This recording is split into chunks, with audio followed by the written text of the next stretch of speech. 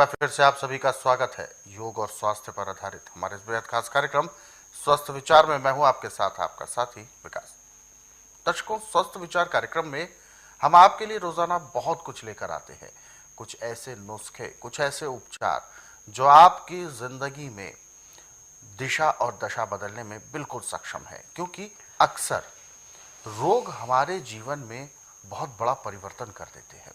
जहां खुशहाल जिंदगी अच्छी खासी चल रही होती है, कब कौन सा रोग हमारे शरीर में प्रवेश कर जाता है और शरीर को जर्जर बनाने के लिए काफी होता है।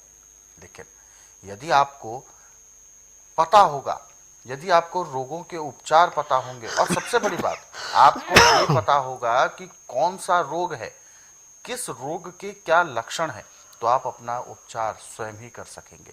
क्योंकि रोगों को यदि खत्म करना है या आप चाहते हैं कि आपको रोग ना हो, तो उसके शुरुआती दौर में ही उसको आप स्वयं से खत्म कर सकते हैं। लेकिन ये सब कैसे, वो इस कार्यक्रम के माध्यम से आपको हम बताते हैं। इम्यूनिटी, अपनी प्रतिरोधक क्षमता को आपको कैसे बढ़ाना है और बड़े से बड़े रोगों को भी शुरुआती दौर में ही कैसे खत्म करना है, वो सारी चीज़ें आपको इस कार्यक्रम के माध्यम से पता चलेंगी। और इसीलिए हम आप सभी से अनुरोध भी करते हैं कि जब भी आप इस कार्यक्रम को देखने बैठें तो कॉपी और पेन भी साथ में जरूर लेकर बैठें।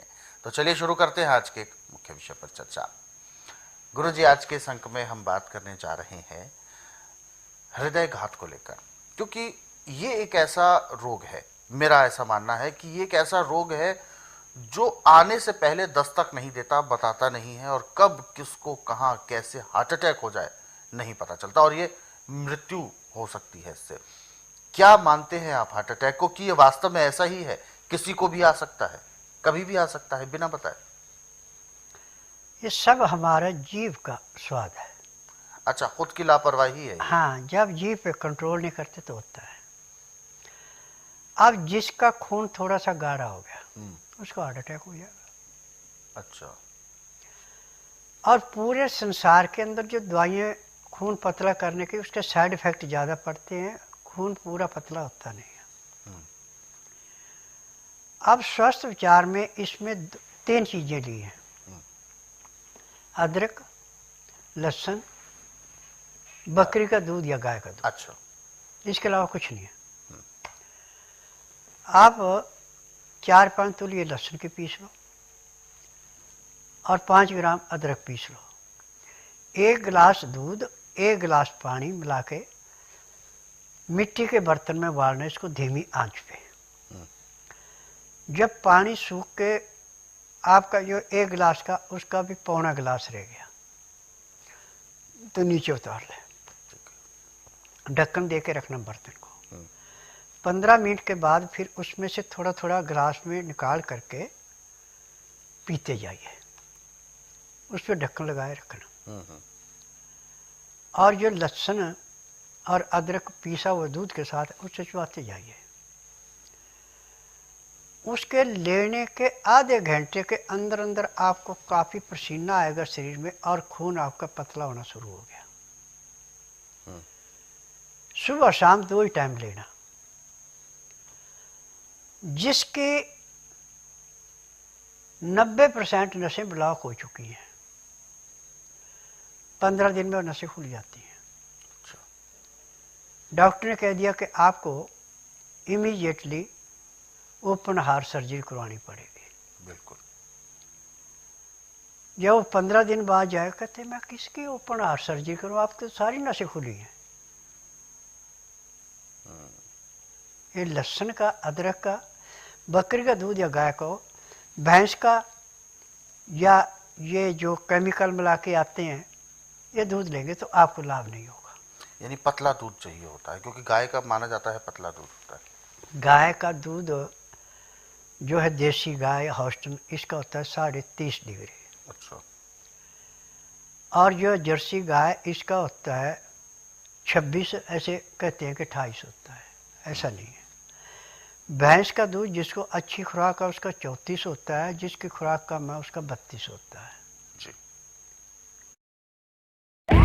ये तो अपने अंसारी साहब हैं, बड़ी लंबी छलांग मारी है सर ने। सर, मैंने काम किया चौधरी सर के साथ। I really think it makes sense for us to bring him on board. Obvious बढ़िया है। और जमुना पार में तो तेरा टेबल। आपका टेबल हिलता रहता था। जब कोई साथ ना हो ना तो आप प्लीज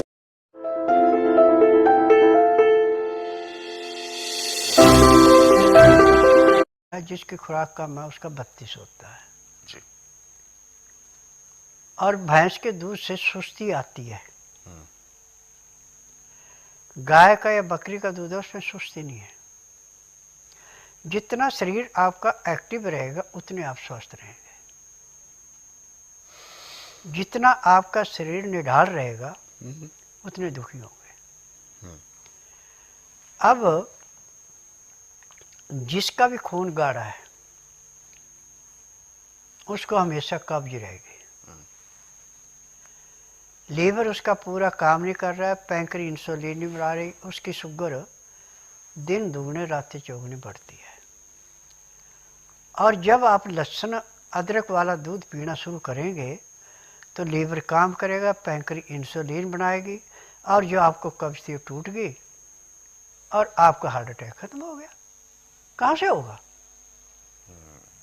हर बीमारी जो है ये जीभ के चुटकुरेपन से है। जितना आप नॉर्मल खाना खाएंगे उतने सूखे रहेंगे। छोले हैं, भटूरे हैं, कुलचे हैं, ब्रेड है, बिस्कुट है, ये सब नाश की जड़ें हैं। ताज़ा खाना बना के जब तक यूरिया नहीं था तो आप 10 दिन का पुराना खाना भी खा लेंगे उससे नुकसान नहीं होता, पच जाता था। अब यूरिया की देन इतनी होगी, चाहे सब्जी है, चाहे दालें हैं, चाहे आपका अनाज है। एक बार पकाने के बाद ठंडा होकर दोबारा गर्म करेंगे और नुकसान ही करेगा, आपको लाभ नहीं करेगा। और आज सारा यही चलता है कि दफ्तर में जाना, सुबह खाना ले आए, रख लिया, दोपहर को खाना ठंडा तो हो ही गया। अब वो कहाँ से लाभ देगा? इसी से सारे रोग होते हैं। सबसे अच्छा जो खाने का टाइम है वो है 12 बजे से पहले। 12 बजे से पहले यदि आप खाना खा लेते हैं तो आपका खाना ताज़ा गर्म है, बड़े आराम से पच जाता है। जब 1:30, 2 बजे, 3 बजे, 4 बजे खाना खा रहे, वो खाना पचता नहीं है। रात्रि का खाना दिन अस्त होने से घंटा 1.5 घंटा पहले खा लेते हैं तो खाना बड़ा अच्छा पचता है। जब खाना नहीं खा सकते उस टाइम तो दिन अस्त होने के 1 घंटे के अंदर अंदर खाना अति आवश्यक है। उसके बाद खाते हो खाना पचता नहीं है। और रात्रि का खाना खाने के बाद कम से कम आपको आधा पौना घंटा सैर करनी अति आवश्यक है। फिर उसके बाद कम से कम 2-2.5 घंटे बाद आप सोएं तो आपका खाना पूरा पचता है, आपको कोई तकलीफ नहीं होगी। परंतु खाना खाया आपने 11-12 बजे या 2 बजे और उसके बाद सो गए, रोग तो वहाँ से चलता है। गुरु जी, जैसे कि आपने कहा कि अपनी खुद की गलती होती है, मान लिया, और खून में विकार भी होता है, गाढ़ा हो जाता है, तभी हार्ट अटैक जैसी चीज़ें होती हैं। बहुत सारे ऐसे केसेस में रिकॉर्ड्स होते हैं कि बिल्कुल स्वस्थ व्यक्ति है, रोज़ाना अच्छे से उनका चेकअप भी होता है या समय समय पर वो चेकअप भी कराते हैं, स्वस्थ है, यहाँ तक कि सुबह जो व्यायाम भी रेगुलरली करते हैं और व्यायाम करते ही उनको हार्ट अटैक आ गया। नाचते नाचते हार्ट अटैक क्यों आ रहा है? बिल्कुल, हाँ, आप इस चीज को पकड़िए जी। जब आपकी पाचन शक्ति कमजोर है, अच्छा, पैंक्री ने इंसुलिन नहीं बनाई, पित्ते में तेजाब बढ़ गया, गुर्दे ने जो खून फिल्टर किया था तिल्ली ने स्वीकार नहीं किया, वो लैट्रिन के रास्ते फेंक दिया, अब वो खून अंदर गाढ़ा हो गया। अब जब उछल कूद करते हैं तो खून का और भी ज्यादा गर्माहट होती है, प्रेशर भी बनता है। हाँ, हो गया काम।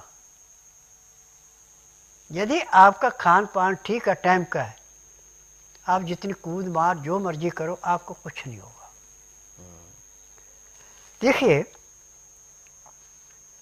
सन 80 तक जी इतनी मार धाड़ नहीं थी जितनी अब है, तो बीमारियां भी कम थी। 80 के बाद जैसे जैसे मार धाड़ ज़्यादा चली और जो 8 घंटे की ड्यूटी तो 16-16 घंटे देने लगे, 18-18 घंटे देने लगे। रोग तो यहाँ से फैला। यानी भागदौड़ भरी जो जिंदगी है वो जितना ज्यादा व्यस्त हो जाएगी, हाँ। उतना ज्यादा समस्या आएगी। देखिए, पहले गाड़ियों का टाइम होता था दिन में चलने का, रात को गाड़ी नहीं चलती थी जी। और अब 24 घंटे गाड़ी चलती है। हाँ बिल्कुल। और कितनी भीड़ है, ना उनका खाने का टाइम है पूरा, ना उनका सोने का टाइम है पूरा। तो जिंदगी तो यहाँ से बर्बाद हो रही है। यदि आप रेगुलर नींद 6 घंटे रोज लेते हैं और नींद का असली टाइम है 9 बजे से 12 बजे तक, ये जो 3 घंटे हैं ये बाद के 6 घंटों के बराबर बनते हैं। 3 घंटे ये ले लिए, 3 घंटे आगे के ले लो, या 4 घंटे ले लो आगे के। 6 या 7 घंटे जो 9 बजे से लेकर 4 बजे तक भी सोता है, उसको ज़िंदगी में कभी डॉक्टर के पास जाने की ज़रूरत नहीं पड़ती। अच्छा। उसको रोग ही कोई नहीं होता, क्योंकि उसको शरीर को रेस्ट पूरा मिल गया। अब शरीर में थकावट थी आपकी, सोए, थकावट पूरी नहीं हुई, रोग बढ़ेगा घटेगा थोड़ा नहीं। यानी रेस्ट देना भी जरूरी है। और गुरुजी ऐसा कहते हैं कि कम से कम व्यक्ति को, ऐसा लोग मानते हैं, तो मैं आपसे ही जानना चाहूँगा क्या ये सही है या गलत, कि कम से कम 2 टाइम अगर नींद मिल जाए, जैसे बहुत सारे लोग दिन में भी सोते हैं, रात में भी सोते हैं। नहीं। और एक्चुअल नींद जो है जी, रात 9 से 12 की सबसे बेस्ट। अच्छा। आगे पीछे की नींद ऐसी है कि जैसे आप रात को कम सोए, अच्छा अच्छा। दिन में सो लो, अच्छा। तो उससे भी शरीर में कोई फर्क नहीं पड़ता। और आप 24 घंटे में 3 या 4 घंटे सोते हो, भी 12 बजे के बाद सोते हैं, तो रोग बढ़ाएगा घटाएगा कहाँ से? अच्छा, और वो धीरे धीरे बढ़ता ही जाएगा। हाँ बिल्कुल। तो इसी तरीके से अब हम भोजन की बात करें, ये तो हमारे आराम और काम की बात हुई। भोजन की अगर हम बात करें तो भोजन कैसे लेना चाहिए, क्योंकि सुबह उठकर बहुत से लोगों को भूख लगती है और बहुत से लोगों को नहीं लगती है। देखिए, सुबह खाना आप चाहे 4 बजे खा लो, अच्छा। दिन उदय होने से पहले भी खा लो, वो खाना आपका पच जाएगा। अच्छा। जब खाना आप 12 बजे के बाद खाएंगे तो आपकी पाचन शक्ति कमजोर होती जा रही है। सुबह सूर्य उदय होने से लेके 12 बजे तक बड़ी तेजी से पाचन शक्ति काम करती है, उसके बाद फिर धीमी पड़ जाती है। अब रात का खाना जो है, जैसे जैसे दिन छुप गया, पाचन शक्ति कमजोर होना शुरू होती है। जब तक दिन सूर्य की किरणें हैं, उसमें हम खाना खाते हैं तो वो जैसे अग्नि में कोई चीज़ भस्म होती है, ऐसे वो पचता है। तभी 2 टाइम रखे हैं कि दिन में 12 बजे से पहले, शाम को दिन अस्त होने से घंटा 1.5 घंटा पहले ये खाते हैं, तो उसको रोग ही कोई नहीं है। वैसे जो असली जैनी है उनका खाने का टाइम यही है। अच्छा। और आपने देखा होगा जैनियों में एक तो मुंह पे कपड़ा बिल्कुल लगाते हैं, एक अल्फ नंगे रहते हैं, दोनों में फर्क है जी। और बैठ कर नहीं खाना खाते, खड़े खड़े खाते, हाथ में लेके खाते, बर्तन यूज नहीं करते। पानी पिएंगे तो भी हाथ से। हाँ जी। और वो भी लिमिट रखी हो कि हमने इतने पानी पीना, उससे ज़्यादा नहीं पीना। बिल्कुल। तो आखिरी सांस तक वो कहाँ हॉस्पिटल जाते हैं। हाँ, ये बात बिल्कुल सही है। ये बात तो है, देखी हुई है बहुत से मुनियों की। हाँ। अच्छा, तो गुरुजी जैसा कि आपने ये बात बिल्कुल सही कही कि सुबह का खाना और शाम का खाना, ये यानी जो परंपरा, जो आज के ट्रेंड में जो परंपरा है 3 टाइम खाने की, सुबह हल्का खाना, दोपहर को हैवी और रात को भी, तो यानी ये ना करके 2 टाइम का खाना अच्छा रहता है। क्योंकि ग्रामीण क्षेत्र में भी 2 टाइम खाते हैं, वो 2 टाइम खाते हैं, क्योंकि सुबह का जो खाना है वो 10-11 बजे तक वो भर पेट बहुत अच्छे से खाते हैं और फिर सीधा रात्रि का भोजन होता है। तो यही यानी असली भोजन की पहचान है। बिल्कुल। तो तो दर्शकों, ये सब चीज़ें हमें ज़रूर पता होनी चाहिए और इन पर हमें अमल भी करना है। इसीलिए हम अक्सर आपको बताते हैं कि यदि आप चाहते हैं कि आपके जीवन में उमंग तरंग बनी रहे, एनर्जी भरपूर रहे, तो आपको भी इन सभी चीज़ों का पालन अवश्य करना चाहिए। क्योंकि अक्सर हम अपने दैनिक दिनचर्या में कामों के प्रति इतने व्यस्त हो जाते हैं, हमें अपने ऊपर ही समय देने का बिल्कुल ध्यान नहीं रहता। तो ये तब तक ठीक नहीं है, और या यूं भी कहें कि ये बिल्कुल भी ठीक नहीं है, क्योंकि कब कौन सा रोग हमारे शरीर में प्रवेश कर जाए हमें नहीं पता। तो इसीलिए जितना हो सके स्वस्थ खाएं, स्वस्थ तरीके के आप अपनी दिनचर्या को व्यवस्थित करें, तभी आप अपने जीवन को अच्छा रख पाएंगे। हमारे इस कार्यक्रम के माध्यम से बहुत सारे ऐसे नुस्खे उपचार आपको समय समय पर बताए जाते हैं, जिनको आप अमल कर लेंगे तो यकीन माने आपको किसी भी डॉक्टर, किसी भी वैद्य के पास जाने की आवश्यकता पड़ेगी ही नहीं। ऐसे पुस्तकों को हेल्पलाइन नंबर्स पर कॉल करके आप अपने घर बैठे और हमारे इन कार्यक्रमों को आप अपने सरल सुविधाजनक समय पर देखना चाहते हैं तो YouTube के माध्यम से देख सकते हैं। हमारा YouTube चैनल स्वस्थ विचार सेहत की बात, एक और YouTube चैनल है स्वस्थ विचार घरेलू नुस्खे। इन YouTube चैनल्स को आप सर्च करें, सब्सक्राइब करें और इन कार्यक्रमों को जरूरतमंदों तक शेयर भी जरूर करें। फिलहाल अब कार्यक्रम में वक्त हो गया है विराम देने का। गुरु जी, आपने अपना कीमती मार्गदर्शन दिया, बहुत बहुत धन्यवाद। नमस्कार। नमस्कार। आज के इस कार्यक्रम में दर्शकों बस इतना ही। अगले अंक में आपसे